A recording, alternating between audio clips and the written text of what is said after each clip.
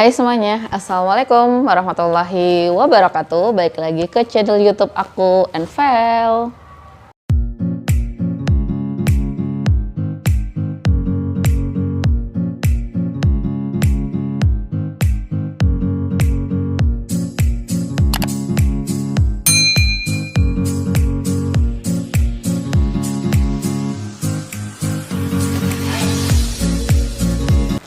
Nah, di video aku kali ini, aku akan membahas tentang sistem ekskresi pada manusia untuk pembelajaran IPA kelas 8. Nah, sebelum kita masuk ke pembelajarannya, pernah nggak sih kalian itu saking magernya buang sampah, akhirnya kalian tuh buang sampahnya itu di kamar kalian. Dan tanpa kalian sadari, sampah itu udah penuh banget di kamar kalian. Terus gimana coba? Pasti bau, sumpek, terus pasti nggak nyaman banget kan ketika kalian ada di ruangan itu atau di kamar kalian. Terus gimana dong caranya agar kamar kalian itu tidak terasa bau, sumpek dan lain-lain? Gimana? Yap, bener banget. Jadi sampah-sampah yang ada di kamar kalian itu harus dibuang. Agar apa? Agar kalian itu terhindar dari penyakit-penyakit dari sampah tersebut, dan kamar kalian juga akan terasa lebih lega, lebih lebih bersih juga. Nah, sama seperti dengan tubuh manusia. Dalam tubuh manusia itu juga ada yang namanya sistem ekskresi. Sistem ekskresi ini adalah sistem yang dipergunakan untuk membuang zat-zat sisa dari metabolisme kalian atau zat-zat yang sudah tidak dibutuhkan lagi oleh tubuh kalian. Contohnya apa aja sih, Bu? Contohnya seperti keringat, urin, dan banyak lagi. Nah, sebenarnya organ-organ apa sih yang kita pergunakan untuk membuang zat-zat sisa dari metabolisme kita? Nah, di sini kita akan bahas dulu, yaitu adalah organ-organ dari sistem ekskresi. Yang pertama ada ginjal, hati, kulit, dan juga paru-paru. Oke, kita bahas satu persatu terlebih dahulu ya. Yang pertama yaitu adalah ginjal. Jadi ginjal ini berfungsi sebagai penyaring darah. Dan di sini kalian tiap-tiap manusia itu memiliki 2 ginjal. Nah, sebenarnya apa saja sih yang disaring di ginjal? Nah, disaring di ginjal yaitu adalah air, garam, amonia, dan juga urea. Jadi darah yang mengalir dalam tubuh kalian itu harus disaring dulu oleh yang namanya ginjal agar darah yang tadinya kotor bisa tersaring menjadi darah bersih. Selain menyaring hal-hal yang tadi, ada air, garam, dan lain-lain, di sini gunanya ginjal dia juga untuk menyaring dari gula. Jadi kalau ketika kalian itu memiliki gula berlebih di dalam darah, maka akan disaring oleh yang namanya ginjal. Maka ketika ginjal sudah tidak berfungsi dengan baik, maka akan ada yang namanya penyakit kencing manis.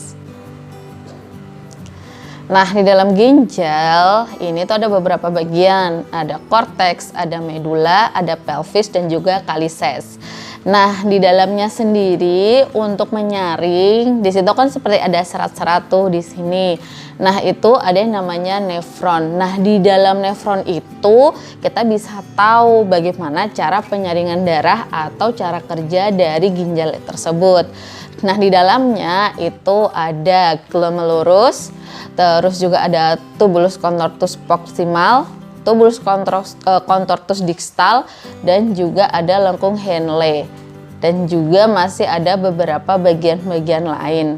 Nah, untuk tugas 1A silahkan kalian coba sebutkan fungsi dari masing-masing bagian-bagian tadi. Contoh, apa sih fungsi dari glomerulus?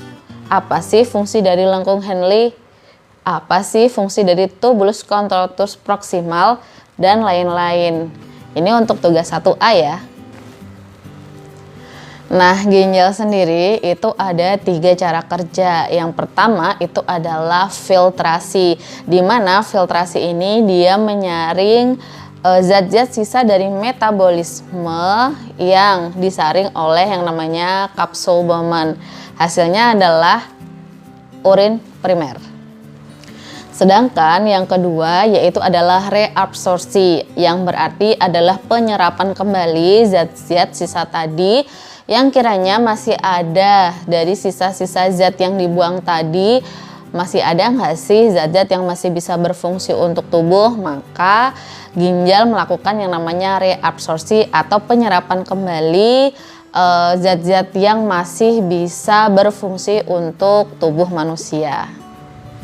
Yang ketiga adalah augmentasi. Jadi augmentasi ini adalah penambahan zat yang sudah tidak dibutuhkan lagi oleh tubuh. Biasanya ini terjadi penyerapan air, garam, dan ion-ion. Maka dari itu urin kalian atau pipis kalian itu menjadi lebih pekat dan disalurkan ke saluran pengumpul sampai nanti akhirnya kalian kerasa ingin pipis. Organ selanjutnya yaitu adalah hati. Nah, di sini hati adalah bagian kelenjar yang paling besar yang ada pada tubuh manusia. Sebenarnya apa sih yang dikeluarkan oleh hati? Hati ini dia menghasilkan empedu, terus juga menghasilkan yang namanya bilirubin. Bilirubin ini itu hasil dari pencernaan hemoglobin. Makanya bilirubin ini dia bisa memberikan warna pada urin dan juga feses kalian. Terus kalau empedu tersumbat terus gimana? Nah, akhirnya bilirubin itu tadi dia akan memberi warna. Akhirnya kalau ketika empedu tersumbat maka dia akan masuk ke dalam tubuh kita dan tubuh kita jadi berwarna kuning seperti bola mata, terus kulit kita. Nah, itu yang dinamakan dengan penyakit kuning. Sekarang coba untuk tugas 1B, apa sih fungsi dari hati itu? Coba kalian sebutkan ya fungsinya. Nah, yang selanjutnya yaitu adalah organ kulit. Organ kulit ini adalah jaringan pelindung yang paling luar yang ada di tubuh kita. Coba aja nih kalian cubit, ya kan? Atau kalian lihat aja semuanya, ya kan? Semua kan terdiri dari kulit, maka dari itu dia adalah pelindung terluar dari tubuh kita. Terus apa sih yang dikeluarkan oleh kulit? Pernah nggak kalian olahraga? Ya, muter-muter lapangan bola lah. Mungkin 3 kali atau berapa kali. Gimana coba? Kira-kira dari kulit kalian itu mengeluarkan apa? Ya, betul banget, yaitu adalah keringat. Nah, di sini keringat itu dihasilkan oleh kelenjar keringat yang ada di dalam kulit kalian. Nah, untuk tugas 1C sekarang coba, kenapa kalian ketika musim dingin kayak gini, waktu penghujan atau ketika kalian di pegunungan, kalian itu susah banget yang namanya ngeluarin keringat, walaupun mungkin kalian ya udah muter-muter nih jalan keliling di sekeliling pegunungan. Kenapa coba? Nah, organ yang terakhir yaitu adalah paru-paru. Nah, paru-paru ini sudah kita bahas nih di pertemuan yang sebelumnya atau di bab yang sebelumnya, yaitu di sistem pernafasan pada manusia. Pasti kalian masih inget lah gimana coba cara dari paru-paru dia bisa berproses, ya kan? Kalian pasti tahu kalau paru-paru itu dia membutuhkan oksigen dan mengeluarkan hasil zat-zat sisanya yaitu berupa CO2 atau karbon dioksida. Selain karbon dioksida, terus apalagi ya yang dikeluarkan oleh paru-paru? Ya, betul. Jadi selain karbon dioksida, salah satu yang dikeluarkan oleh paru-paru yaitu adalah H2O atau dalam bentuk uap air. Gak percaya deh Bu, kayaknya aku bisa dibuktikan kok dengan cara coba kalian itu bernafas di dekat kaca. Kira-kira apa yang akan terjadi di kaca tersebut? Nah, bagian-bagian dari paru-paru manusia yaitu ada 2, yaitu yang bagian kanan dan juga bagian kiri. Nah, bagian kanan itu ada 3 lobus atau 3 belahan dada. Yang atas itu dinamakan dengan lobus superior. Lalu yang kedua yaitu ada lobus medius. Yang ketiga yaitu adalah modus inferior atau dia yang bagian bawah. Jadi ada yang atas, tengah, dan juga bagian bawah. Nah, di sini dia dibedakan atau dipisahkan menjadi 2 feses, visura. Nah, untuk lobus inferior ini dipisahkan oleh 2 visura. Yang satu adalah visura horizontal, yang satu adalah visura obliki. Sedangkan paru-paru sebelah kiri itu hanya ada 2 lobus atau 2 belahan saja, yaitu adalah superior dan inferior.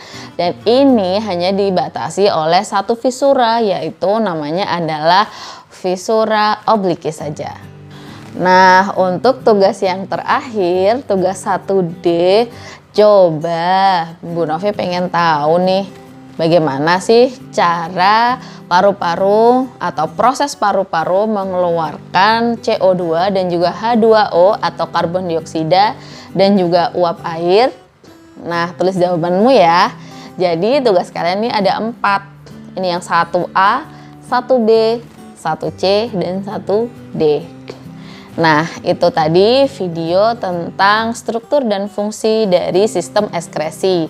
Jangan lupa untuk terus belajar walaupun kita tetap daring dari rumah, tapi harus tetap semangat ya. Nah, mungkin itu saja yang bisa Bu Novi sampaikan. Jangan lupa tugasnya dikerjakan. Bu Novi akhiri. Wassalamualaikum warahmatullahi wabarakatuh.